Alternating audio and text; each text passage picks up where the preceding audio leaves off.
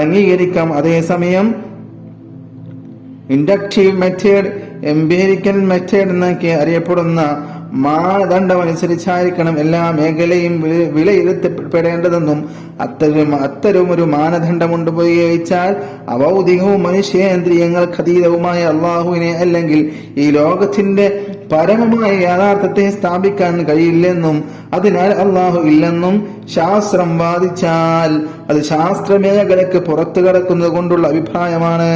ഇസ്ലാം അത് നിരാകരിക്കുന്നു. ഓരോ മേഖലക്കും അതിൻ്റെതായ പരിമിതികളും പ്രവർത്തന ഗോതയും വിദഗ്ധരുമുണ്ട്. ആ പരിമിതിക്ക് പുറത്തു കടന്ന അഭിപ്രായം പറയുമ്പോഴാണ് പിഴവ് സംഭവിക്കുന്നത്. വിശുദ്ധ ഖുർആനും ശാസ്ത്ര കണ്ടുപിടുത്തങ്ങളെ ശക്തമായി പ്രോത്സാഹിപ്പിക്കുന്നതായി കാണാം.